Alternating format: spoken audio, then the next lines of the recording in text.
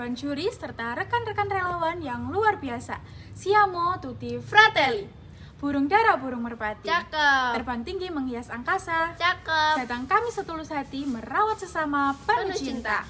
Perkenalkan, saya Ayatul Husna sebagai narator dan rekan saya Sofi Aulia Rahmawati sebagai pelaku. Kami dari kontingen SMP Negeri 2 Jombang siap melaksanakan tugas kemanusiaan di ajang komprehensif TRI tingkat nasional tahun 2026 yang diselenggarakan oleh Universitas Islam Negeri Profesor Kyai Haji Saifuddin Surakarta.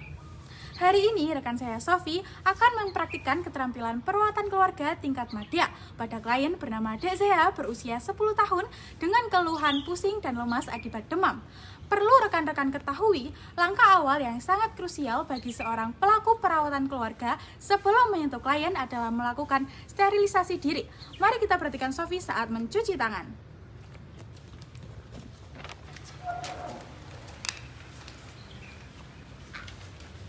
Sebelum mencuci tangan, sebaiknya lepaskan semua perhiasan di tangan. Jika tidak ada, gulung lengan baju. Siramkan air dari ceret dan lakukan 12 langkah cuci tangan. Basahi tangan dengan air. Tuangkan sabun 3-5 cc untuk menyabuni seluruh permukaan. Gosok kedua tangan hingga merata.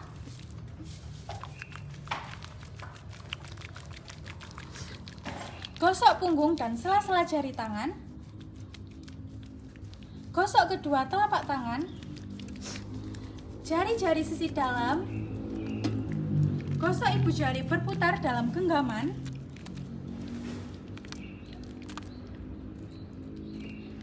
Gosok dengan memutar ujung jari-jari tangan. Bilas kedua telapak tangan dengan air.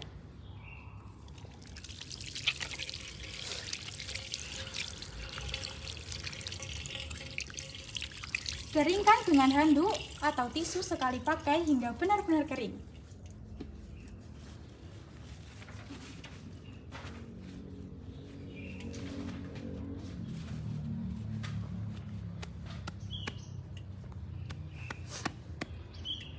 Tangan sudah kering.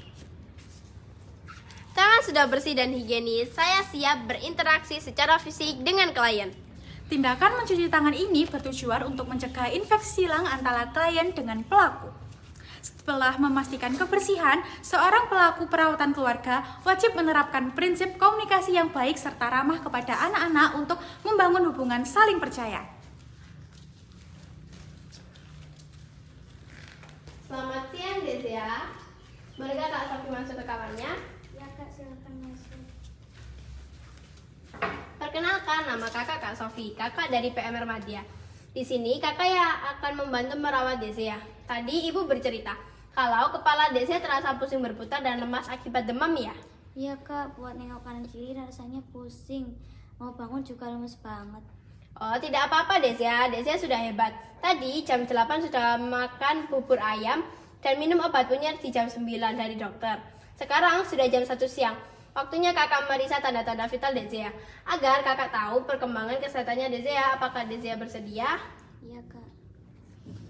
Sebelum memulai pemeriksaan fisik, seorang pelaku perawatan keluarga wajib memastikan keadaan lingkungan sekitar. Sirkulasi udara yang bagus serta pencahayaan sangat mempengaruhi proses pemulihan fisik pada klien. Wah, sirkulasi di ruangan ini terlalu terbuka dikarenakan jendela dan pintu dibuka lebar sehingga angin tertiup langsung ke tempat tidur. Kakak izin merapikan ruangan ini sebentar ya.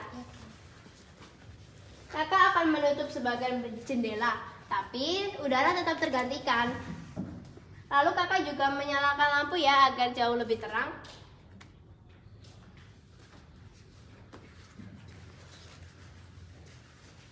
Tindakan Sofi menutup sebagian jendela ini bertujuan untuk mencegah hipotermia atau sensasi menggigil pada klien demam akibat penguapan eksternal. Sementara menyalakan lampu bertujuan untuk membantu pemeriksaan fisik secara membaik. Nah, sebelum memulai pemeriksaan fisik, seorang pelaku PK wajib memakai APD terlebih dahulu. Yang pertama, memakai penutup kepala yang tujuannya untuk mencegah jatuhnya kotoran yang ada di rambut dan kulit pelaku PK. Dan yang kedua, melindungi kepala atau rambut pelaku PK dari percikan darah atau cairan tubuh serta memakai sarung tangan ya.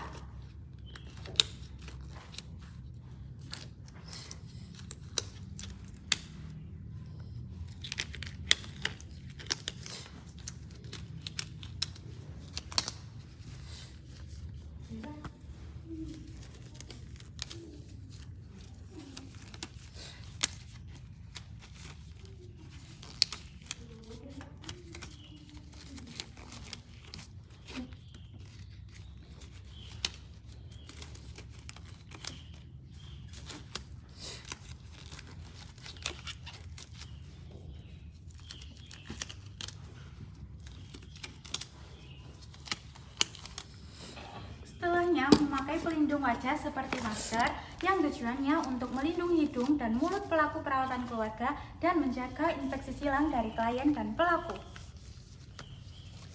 Kemudian yang terakhir, memakai celemek atau baju pelindung yang tujuannya untuk melindungi pakaian dari kotoran dan mengurangi bahaya penularan.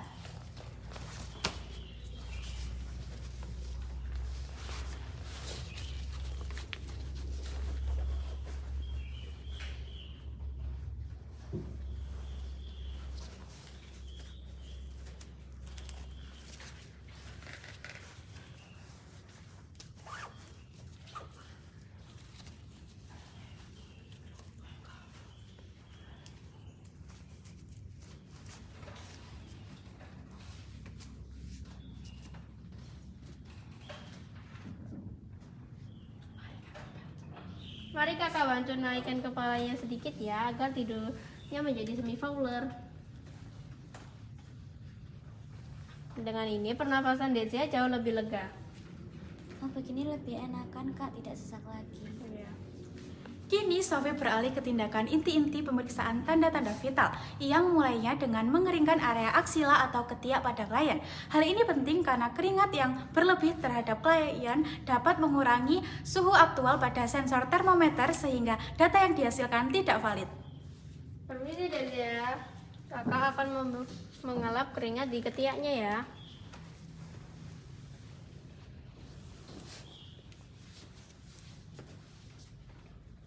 Kakak juga izin memberi termometer ya.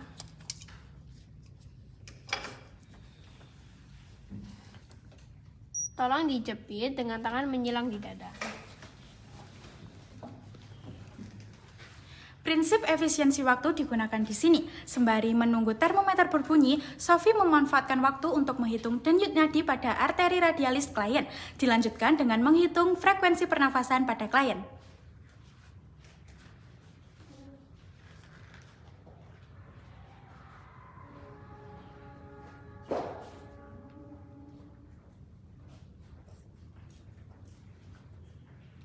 Dalam menghitung frekuensi pernafasan, seorang pelaku perawatan keluarga tidak boleh memberitahu pada klien bahwa pernafasannya sedang dihitung.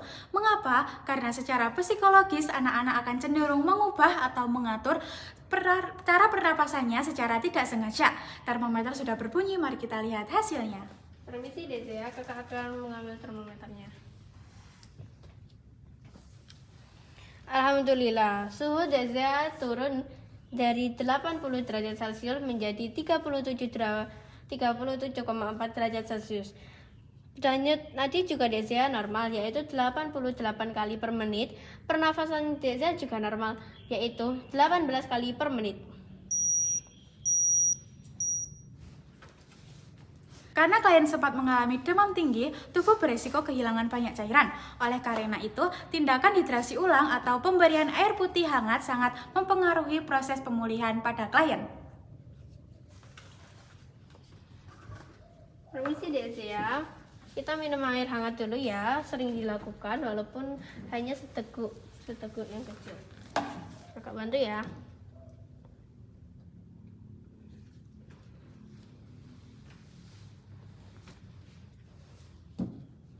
Pemeriksaan tanda-tanda vital sudah selesai. Dek Zea dapat melanjutkan tidur siangnya dengan tenang. Nanti jam 4 kakak datang akan untuk membantu menjaga badan Dek Zea agar terasa lebih segar.